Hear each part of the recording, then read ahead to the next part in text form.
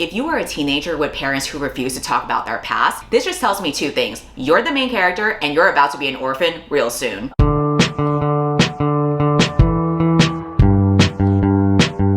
Today I'm sharing some very exciting news. If you haven't seen my social media yet, I have announced that I got a literary agent for my novel. Yes, I actually finished my piece of crap book. And yes, another person actually liked my piece of crap book. I'm very excited for this next step in publishing my book, and I want to pass it forward by spotlighting a bunch of underrated books for the new year. Okay, maybe saying new year isn't quite accurate yet because it's already March. Yes, I know I'm very late to this video. Clearly I was busy, okay? I was trying to make things happen. Before, whenever I posted my anticipated books of the year videos, it was very easy for me to just fall back on the same best-selling authors. And I want to try something different this time and change it up with authors that I think might be a little bit underrated or not as well known yet. So these are going to be debut authors, Asian authors, Black authors, Palestinian authors, indie authors. Like, we are going to try to cover as much as we can, even with the small frame of 24 books. Another video I want to make in the future is talking about my querying process and how I got a literary agent, just because I know people have questions about it. Something that I did notice during my querying process that I will say now though is that apparently there are scams going around. This became such an issue that in a lot of the agency websites that I checked out, they had to put a warning to be careful of people impersonating them. And that's why it's so important to be vigilant when it comes to your cybersecurity. And that's why I'm glad that NordVPN is sponsoring today's video. I know, what a natural and organic way to segue into this sponsor. But really, cybersecurity is something that everybody should be careful about. I've been using NordVPN for years now, and what helps is that it is incredibly easy to use. Literally, I just have one single click and then I have totally changed my IP address. People can't track my details or history anymore. It's also more than a VPN service because they have threat protection, which is a really useful tool that protects you from malware, trackers, and ads. They have dark web monitor, which also lets you know if somebody out there is leaking your credentials. Your web traffic is always protected with robust encryption. And if your data is ever exposed by accident, like you accidentally click on a bad link or a bad email or something, you can turn on the kill switch in order to protect yourself. They have 24/7 customer support and a 30-day money-back guarantee. So if you're interested in trying it out, I will have a link to my exclusive NordVPN deal in my description below. And now let's dive into 24 books that I want to promote for 2024. Despite there being a lot of great books written by authors that were affected by the Kate Corain scandal, I'm not going to cover those authors because I already have in my previous video talking about that whole situation. In order to really narrow down on 24, I want to talk about books that I have not even discussed at all on this channel. These are going to be in chronological order. So starting with a book coming out already on February 27 is Daughter of the Bone Forest. This is a young adult dark fantasy debut with a lesbian relationship. Yes, Harold, there are lesbians here. The main character in this book is a girl who has this ability to shift into animals that are marked with exposed bone. If people found out about her powers, then the Witch King's army would snatch her up right away, and she doesn't want to do that because she has to take care of her feral grandmother. She has a lot on her plate already. But one day, a princess enters the forest, the main girl saves the princess's life, and as payment, the princess offers her a chance to attend this very prestigious school. The main character sees this as an opportunity to find a cure for her grandmother, so she accepts it. This is where it sounds even more interesting because now this is like in a school environment. She's getting wrapped up in these political games. She also doesn't understand what the fuck is going on with all these politics either because she's like from the forest, and she's trying to resist the princess attempting to recruit her into her entourage and trying to help her with the war going on, but she can't seem to resist her attraction to the princess because, again, Harold, they're lesbians. My next book is The Hearing Test, which already came out on March 5th. This is a literary novel about a woman in her late 20s who wakes up one day to this deep drone in her right ear, and she gets diagnosed with sudden deafness. As the year goes on and she has to prepare to be totally deaf, she starts to keep a record of her year. I think this is gonna be a slice of life, different vignettes type of story, and she has a bunch of encounters with her neighbors and family and friends and doctors. She also interacts with artists like musicians, filmmakers, and philosophers. So I think this is where things are gonna like get deep, and I'm curious about what the messaging of this book is gonna be and how she's gonna try to make meaning of this new condition that she's in. Another book I definitely want to read this year is The Moon That Turns You Back. It came out on March 12th, and it is a poetry collection by a Palestinian author. The themes that these poems seem to be about revolve around the fragmentation of memory memories and keeping an archive of the things you've gone through with your friends and family in the face of war and displacement. And what I found interesting is that it seems to cover not only the feeling of displacement from your home, but also from your body and finding a sense of belonging when your home isn't really a home anymore. I don't think the author is in Palestine the whole time either, so there are feelings of diaspora as they are navigating through these new environments. Another thought-provoking book that came out on March 12th, but I got an early copy, is Victim. I actually finished it this month, so I'll have to talk about it more in detail in like a future wrap-up. But this is a satire that follows a grifter who comes from the Bronx, and he has a very seemingly tragic background story. It's the kind of background that a lot of people in publishing and in the journalism industry and just in general love to consume as a story, because again, he comes from the Bronx, he has a single mom, his dad got murdered because he was a drug dealer, and he grew up with a best friend who got involved in gang activity and is now in prison. He basically realizes that the best way for him to achieve his dream of becoming a famous writer and being successful is to grift his way into these opportunities and take advantage of the way that people consume trauma for storytelling. It definitely reminds me a lot of how people on Twitter operate as well, so I saw a lot of parallels to reality. Another book coming out on March 19 is The Last Bloodcarver. This is a young adult fantasy debut that takes place in a Vietnam-inspired fantasy world and has a medical magic system. The main character is a blood carver, which means that she can alter human biology with just touching another person. So then these underground thugs snatch her up and they sell her to this aristocratic family who want her to heal the last witness to their father's murder. As she uncovers this investigation and she starts to realize that there are these parallels between this job that she has and her own past. It just sounds like a very unique, fresh take in YA fantasy. The next book I'm gonna try out is A Good Happy Girl. This comes out on April 2nd. This is a literary novel about a very messy woman who is on a self-destructive streak. Her parents got caught doing something really bad. We don't know what it is yet. So instead of her confronting the trauma of her dysfunctional family, she compartmentalizes instead and distracts herself by hooking up with a bunch of lesbian couples. And honestly, I get it. Why be sad over your trauma when you can just throw yourself into the arms of lesbians instead? The inciting incident of this book is when she meets this specific married lesbian couple. It seems like they keep on prodding at her life, and we start to learn more about this childhood tragedy that she's been repressing. So there's gonna be themes about what it's like to deal with incarceration with your family and how queer domesticity could possibly help that, maybe heal her on her journey, as well as intergenerational poverty, because it really sounds like Girly has been through it and we're gonna unpack that along with her. I love unpacking trauma of fictional characters instead of unpacking my own, so I look forward to checking this out. Also coming out on April 2nd is Your Blood, My Bones. This is a young adult cottagecore horror romance, which already sounds so unique mashed up together. The main character recently inherited her childhood home, which is a farmhouse, but she doesn't want anything to do with it. She actually plans on burning it down. But when she's going through the final walkthrough of her home, she makes this shocking discovery that a dude actually lives there. He actually is her childhood best friend that she never thought she would see again, and he's been strung up in chains and left for dead. It turns out that all of these years, this guy has suffered through hundreds of ritualistic deaths on her family's property. So now he's kind of semi-immortal because he doesn't remain dead for long, but he can't really live either because he's tethered to this property. So he's been going through this awful cycle of dying and then being forced to live again and then dying again and then being forced to be rebirthed again. And the only way for him to break free is to end the family line, which means killing the main girl. But I don't think the main character is aware of this, so there's gonna be like this interesting tension throughout the story where she realizes now that her parents are dead, the spells that used to protect the property are unraveling, which is resulting in these dark ancient forces from the forest nearby to come to the property. And the only way for her to repair everything is to work with the guy who wants to kill her, but she doesn't know that, I think. So I just think that whole dynamic sounds very juicy and interesting. I'll also be checking out a book called Sociopath coming out on April 11. The author talks about how growing up she knew she was different, and when she was an adult she was formally diagnosed as being a sociopath. And with this diagnosis, not only did it give her clarity with why she was the way that she was, it also made her realize the official descriptions of being a sociopath is very different from what the actual story is. So this book is about her insights as a doctor of psychology and her own actual experiences as a sociopath. I'm really interested in this because I don't know much about sociopaths, and I feel like a lot of what I've seen in media is really just a way to demonize them, or it's just a surface level interpretation of what sociopaths are. So I am very interested in actually seeing it from a person who has lived that experience. The next book I want to shout out is This Is Me Trying, coming out on April 16th. All of the books that she's published so far have always been sapphic coming of age stories that are very emotional and tender and have the heartbreak and loss and hope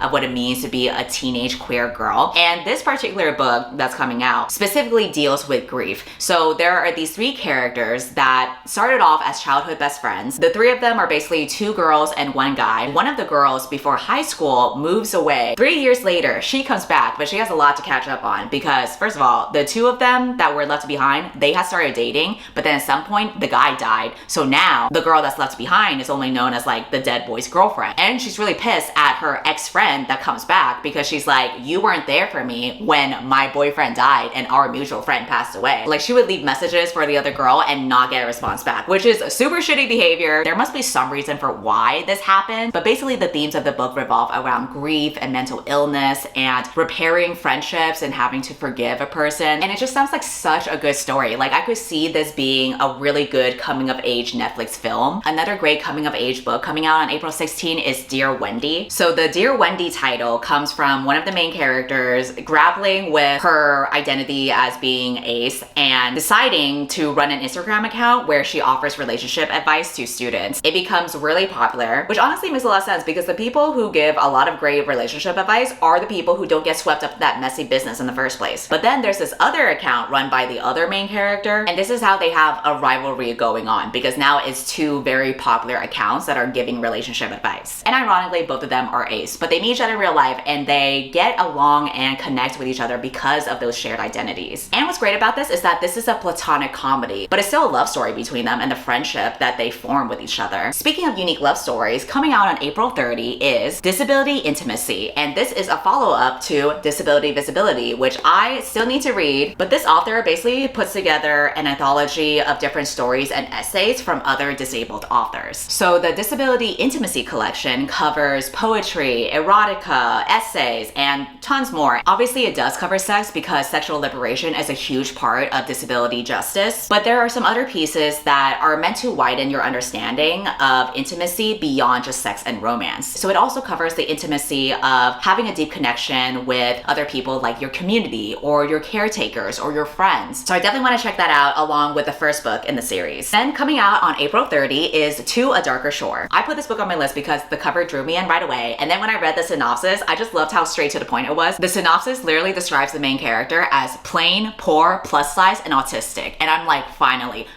a real bitch in this fantasy book. So the main character lives in a country where they regularly have to pick a sacrifice to appease the infernal monster across the poison sea and hell. And she's been convincing the kingdom that she is too useful to be a sacrifice because she is incredibly inventive. However, the inciting incident, as the police sirens go off outside my window, is that during one of her attempts to prove herself, it doesn't work out. She fucks up somehow. We don't know how yet, but she has a best friend who is the heir to the throne, and he offers to take the blame because he's thinking, I'm the heir to the throne. They're gonna be lenient on me. Also, I'm a man, so you know, what could go wrong? Unfortunately, male privilege can only go so far, and he ends up being sacrificed in her place. And she decides to travel to the depths of hell to kill the monster that murdered her best friend. But then when she's traveling there, she actually runs into the best friend who turns out he's not dead, but he's been monstrously transformed. So then we join the two of them on this quest together, and I assume that we're gonna learn more about why these sacrifices happen and this grander plot that is afoot. Maybe a childhood friends to lovers situation. Speaking of monstrous things, the next book coming out on May 7 is Perfect Little Monsters. This is a young adult thriller about this popular girl in high school. She gets murdered, but because everybody hated her, all of her friends are suspects. What makes the investigation more complicated is that she gets murdered at her own party, so a lot of people were there, a lot of people wanted her dead in the first place, but the prime suspect is the main character, who is the new girl at school. She was the last person to hand the popular girl a drink right before she died, and all of the other friends that were with that girl, because they have a motive for wanting her dead and they don't want to be the target, they are more than willing to implicate the main girl as the actual person who killed her. So the whole book is about her trying to figure out how to clear her name and investigating what really happened that night. And to raise the stakes even more, she's kind of like under a time limit to figure it out before the next person dies too. And so it definitely gives me Pretty Little Liars vibes, which I always found to be a juicy show, but since this is a novel, it actually will be cohesive this time. Another Asian author I want to shout out is the debut author for Of Jade and Dragons, coming out on June 18th. This is a young adult fantasy about a girl who grew up dreaming of becoming an engineer like her father, but like every girl in a young adult fantasy, she faces trauma because she walks in literally minutes too late after her father gets murdered. The only thing that she has now is the jade pendant that she managed to snatch from the assassin before they escaped, and the journal that her dad left behind about all of these great engineering secrets that she now has to decipher. So she vows to take revenge and disguises herself as her brother and heads over to the capital city to figure out the answers for why her father was murdered in the first place and what are the secrets behind this prestigious engineers guild that her father used to be a part of, but wouldn't talk more about why he was part of it or what kind of stuff they would do there. If you were a teenager with parents who refuse to talk about their past, this just tells me two things. You're the main character and you're about to be an orphan real soon. Then coming out on July 9 is The Coin. This is a literary novel about a Palestinian woman's unraveling as she is teaching a New York City middle school and she gets involved in the scheme to resell Birkin bags. She has this ideal life in mind that never seems to be quite in her reach because she has this inheritance that is inaccessible. She comes from a country that is going through genocide and now her home only exists in her memory, and at the same time she's trying to integrate into America in this new home, but she can't figure out how to really put down her roots in this place. And she also finds America to be stifling her in ways of like her sexuality and her principles. So in this attempt to regain control, this is where she becomes really obsessed with purity and cleanliness. And because this is a literary novel, I think this is gonna escalate into this idea of material and existential statelessness. And she's gonna unravel in like a really weird, trippy way. And again, this is just my assumption because this is a literary novel and it sounds like one of those weird literary novels. I think what makes this really unique is the fact that this comes from a Palestinian point of view and the fact that she is dealing with that kind of background with her homeland going on, I think adds a new layer to the kind of inner turmoil that she's facing. The next book on my list is Exes and Foes, coming out on July 23rd. This is a young adult story about two ex-best friends who end up having a competition / love triangle with each other when they both are interested in the same girl. I love love triangles where it's a girl and a guy and they both like a girl because we love adding a bisexual messy bitch in a triangle. It just adds more flavor to it. A pattern that seems to have happened over the years is that the main girl seems to always get in the way of every romantic attempt that he tries to have with the girl that he's interested in. The main girl also has resentment over her ex-friend because he is very much an uptight rule follower type of person and also is the kind of person that her mother had wished that she was. So they kind of envy each other in different ways, and the exciting incident here is that they discover they're both after the same girl. This is when the main girl proposes a competition that the first person who gets this girl to kiss them wins, and their opponent must bow out of the competition and never try to talk to the girl again. However, the girl that they're both interested in seems to mostly want to hang out with the both of them at the same time. It honestly just sounds like the girl is like, why can't I have both? But because they're forced to spend time with each other again, I assume this is when they start to repair their friendship and also dive into why they had such a permanent breakup in the first place. And through this trio, they're going to unpack it together. And then coming out on August 6th is this Ravenous Fate. This is a black sapphic vampire fantasy. What more do I need to say, really? Like, I don't even need to share the synopsis. That already should be tantalizing enough, but if you must know, this is the first book in a fantasy duology that takes place in Jazz Age Harlem. So it's the 1920s, you get the glitz and the glamour, but you also get the dark shit because there's vampires involved. Basically, there are these reapers who are vampires that used to be humans, and they have just become on the rise lately. The main character belongs to a family that runs a reaper hunting enterprise, and this gives them so much power that they're pretty much seen as like the top people, more useful than the police, more useful than the criminals that run the nightclubs. Like, they are at the top, and the main girl isn't interested in being the heir to the empire. Like, she's very reluctant about it, but because she is the heir, that basically puts a target on her back. Meanwhile, the other main character is a reaper who became one in a very traumatic way. It was the same night that she lost her family, and she used to know the main girl, but apparently that main girl betrayed her somehow. And I think this is where we start to see a more sympathetic side for how reapers came to be in the first place, because it's hinted that reapers were created through cruel experiments. So then it's like, how can you hate someone that was made because of some fucked up shit happening in the world? Because it doesn't seem like it was their choice to be that way, and now they're being hunted down for it. So the inciting incident here is that there are suddenly a bunch of mysterious and brutal killings, and the reaper girl gets framed blamed for one of the attacks. So then the main girl decides to offer for them to work together to figure out how these killings are happening and what's really going on. So their dynamic sounds like friends to enemies to reluctant allies. Not only does it sound like a really interesting world, I'm interested in seeing how they try to repair their relationship again after losing that trust. And again, sapphic vampires, what more could you want? Another book coming out on August 6th is Girls Who Burn. This is a young adult thriller where the main character discovers that her sister is dead, and even though the police rule her death as an accident, she is convinced that it was on purpose. Somebody had pushed her sister to her death. She suspects that the person who did this is a rich boy who always had a thing for her sister, but nobody believes her, and then a year later, the rich boy ends up dead as well. And this is when she has to admit that she may be wrong, but then that also means she doesn't know who the actual murderer is. And so then to catch the real killer, she has to find help from the rich boy's cousin, who she was childhood best friends with, and she was also with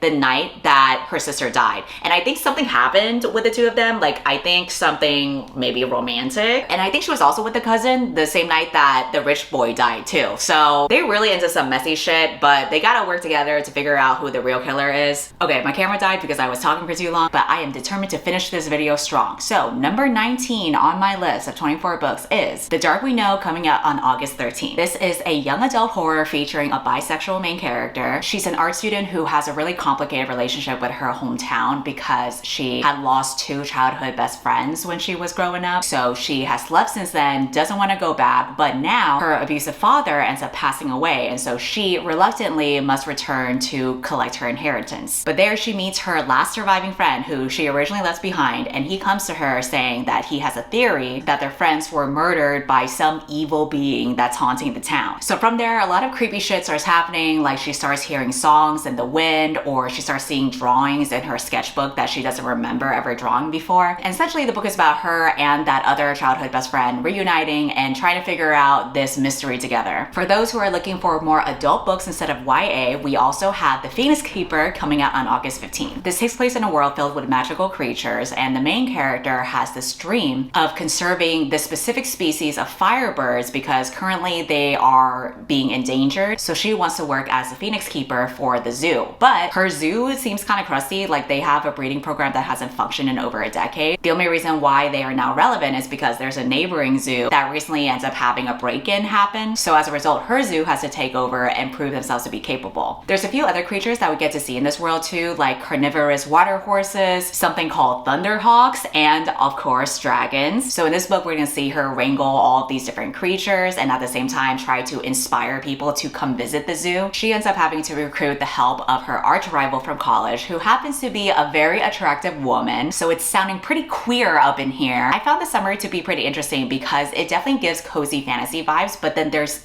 still this epic fantasy backdrop because you have all of these magical creatures. Another adult book coming out on August 20 is The Last Witch in Edinburgh. This is the second book that my writing mentor is publishing. Last year, she had debuted with her gothic, very much quieter, more emotional kind of story where it was about mental illness. This book coming out definitely feels like there's higher stakes at play. So this takes place in an alternate universe of Edinburgh in the 1820s. This is during a time where basically if a woman was acting out of pocket, then she would be hanged for witchcraft. So the main character is a woman who discovers this apothecary where the entire group is all women. They are a group of witches that learn cures and spells and teach each other, and it basically just sounds like sapphic heaven. Obviously, the main character starts to have a romance going on with another woman in the apothecary group. They have a winter deity that they try to help, but that deity has an ancient enemy that's just trying to cause destruction and is responsible for a lot of the consequences of patriarchy and violence and destruction. Some disaster happens. We don't know what yet, but it causes the main character to run away and go into hiding for the next 2 centuries. I think the challenge for this character in the book is basically going to be when she has to return back to this place and face her past, especially because by the time she returns, there are other ways of oppressing women other than just hanging them. So it sounds like a really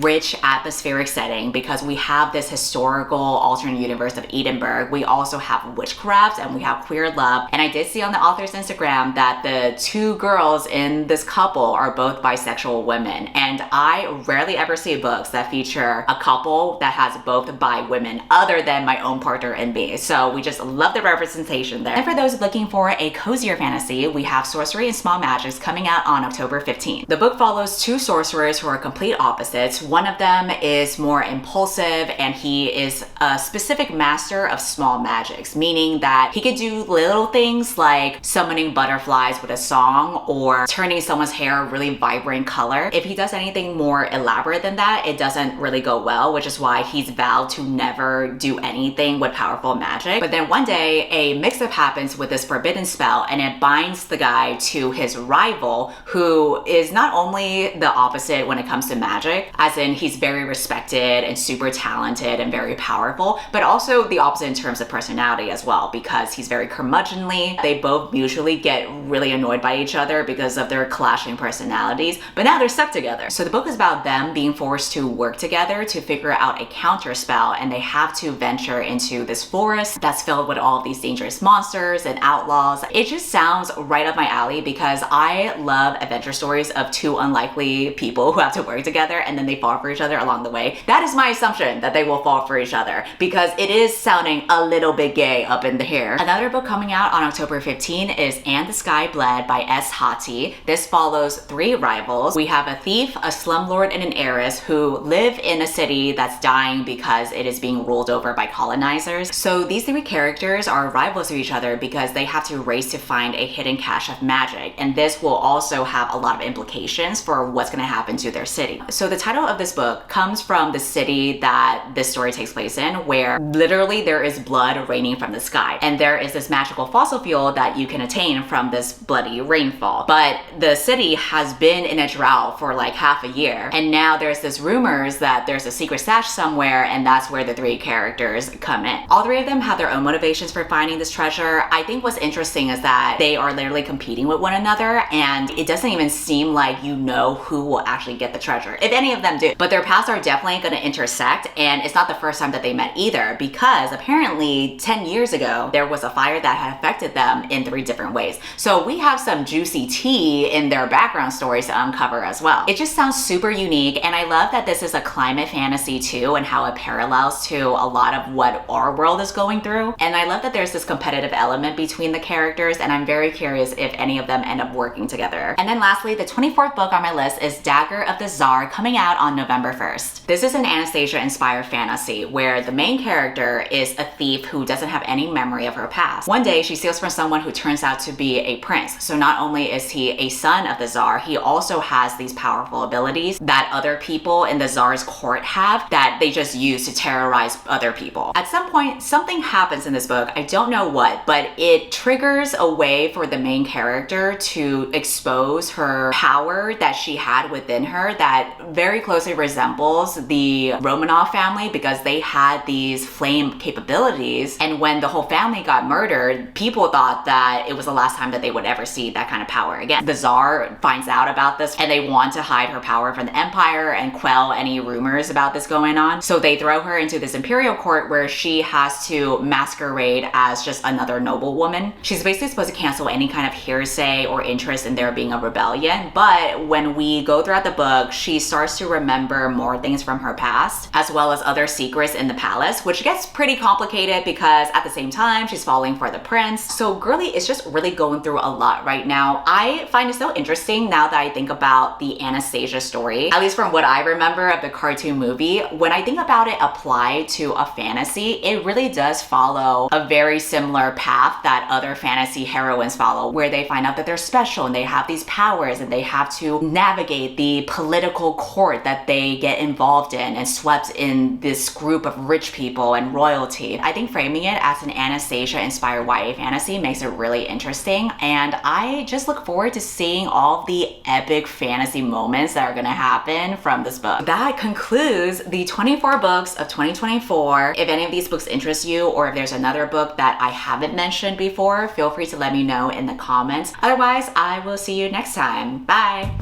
Fill me up with your touch, feel your breath in my lungs. Do you? I love the taste of your tongue, got a taste of your love and